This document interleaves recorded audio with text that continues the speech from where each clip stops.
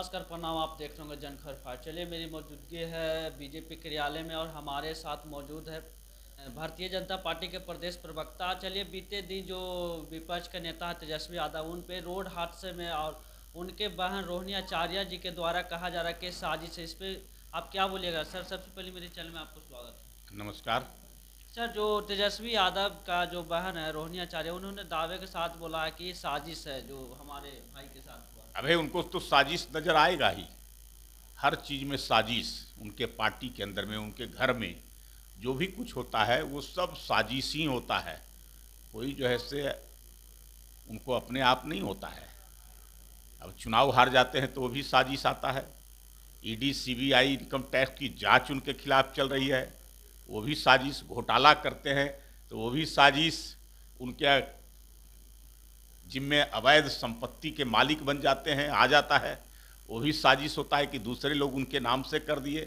लेकिन उसका जो है से कभी जो है से नकारते नहीं हैं कि ये हमारी नहीं है, किसी ने हमको दे दिया है, किसी ने मेरे नाम कर दिया है, ये जो है से नहीं बोलते हैं।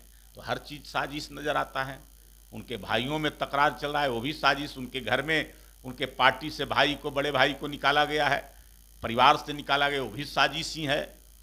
अब उनके घर में बच्चा पैदा हुआ है तो भी साजिश ही होगा, किसी ने साजिश कर दिया होगा। तो वो हर चीज़ साजिश। ये सब हार की डर से बता रहा है कि हार निश्चित है उनको, इसलिए वो साजिश पहले से अब कुछ ना कुछ मनगढ़ंत बातें करेंगे, हार तय देकर। सर, भाजपा का जो सीट है वो कब से मतलब लोगों के सामने पर्दाफाश किया जाए? आ जाएगा। सीट तो है ही सारा। हमारा एनडीए गठबंधन 243 सीटों पर चुनाव लड़ेगी और सभी सीटों पर 225 का लक्ष्य है। हम सब लोग जीतेंगे। अब पूरी मजबूती के साथ हमारा एनडीए गठबंधन साथ साथ है और साथ साथ मिलकर के लड़ेंगे। कांग्रेस के नेता जो है राहुल गांधी फिर से बिहार में आ रहे हैं, बिहार दौरे पर, क्या बोलिएगा सर? आएंगे ना, चुनाव है। चुनाव से पहले तो जो है ढूंढते रह जाओगे, खोजने पर भी नहीं मिलेंगे और बिहार के साथ जो है सौतेला व्यवहार रखेंगे। अभी बजट पारित हुआ था संसद के अंदर में, बिहार के लिए योजनाएं सरकार, केंद्र सरकार ने दिया था। उनके सांसद, उनके मंत्री, उनके नेता कह रहे थे ये बिहार देश का बजट है कि बिहार का बजट है। हर बात में बिहार की चर्चा, हर जगह जो है बिहार की जो है उसमें चर्चा।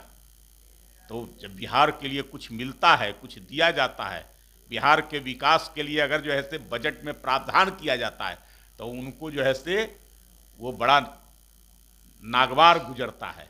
और अब आ रहे हैं यहाँ घड़ियाली आंसू बहाने के लिए। पिछड़ों की बात करेंगे, दलितों की बात करेंगे, आरक्षण की बात करेंगे, अब जनगणना की बात करेंगे, और जिससे उनको कोई लेना देना नहीं है। कभी आरक्षण को उन्होंने लागू किया? 56 में काका कालेलकर आयोग की रिपोर्ट आई थी, उसको दबा के रखा। मंडल कमीशन की रिपोर्ट 78 में आई थी। 80 लेकर के 90 तक उनकी सरकार, 89 तक रही है और 10 वर्षों तक दबा के रखा। और जब मंडल कमीशन बीपी सिंह प्रधानमंत्री थे, उन्होंने लागू किया था, तब राजीव गांधी वहां भाषण दे रहे थे उसके खिलाफ। अपने राज्य के मुख्यमंत्रियों को, जो केंद्र शासित राज्य था कांग्रेस शासित, उसके मुख्यमंत्रियों को पत्र लिखा था, इसको लागू नहीं करना है, अपने राज्यों में नहीं होने देना है। तो ये पिछड़ा विरोधी, दलित विरोधी, आरक्षण विरोधी, और आज आकर करके बिहार में लोगों को बरगलाने की कोशिश कर रहे हैं। लोगों को सपने दिखा कर करके सपनों को लूटने के लिए आए हैं। अब राहुल गांधी जाने जाते हैं, जहां जहां उनका पैर पड़ता है वहां बनी बनाई सरकार को या पार्टी को समाप्त करने के लिए। तो अब बिहार में जो कुछ बचा खुचा है, दूसरे के बलबूते पर, दूसरे के कंधे के पर सवार होकर के कांग्रेस, वो भी इस बार जमीन में मिला देंगे, मिट्टी पलीद कर देंगे राहुल गांधी। राहुल गांधी के द्वारा बार बार बोला जाता है कि बिहार में चुनाव आयोग जो है उसमें धांधली हो जाता है, इस पर क्या बोलिएगा? अरे भाई, जहां कांग्रेस की सरकार बनी है वहां भी धांधली है क्या? हिमाचल में उनकी सरकार है, वहां भी धांधली हो गई। अब वो सहयोगी हैं, साथ में लड़े थे। झारखंड में वहां सरकार बन गई उन लोगों की, तो वहां भी धांधली हुआ होगा। तो ऐसे तो नहीं होता है, बिना धांधली के उनकी सरकार तो बनती नहीं है। तो उनको लगता है कि हमने जो किया है वही दूसरी पार्टियां वही करती है। इतने दिनों तक वो जो है से धांधली कर करके सत्ता में बने रहते थे। अब जनता उनको नकार रही है तो उनको धांधली नजर आता है। अब जनता के बीच में उनको जाना चाहिए, जनता से उनके विश्वास को जीतना चाहिए। ये धांधली की बात छोड़ दें। कभी कोर्ट पर जो है से सवाल उठाएंगे, कभी चुनाव आयोग पर उठाएंगे, कभी जो एजेंसियां हैं सरकारी उस पर सवाल उठाएंगे। उनको किसी पर विश्वास नहीं है, विश्वास केवल है कि उनको सत्ता मिल जाए, इसी का विश्वास है। तो ये अब जनता देने वाली नहीं है उनको।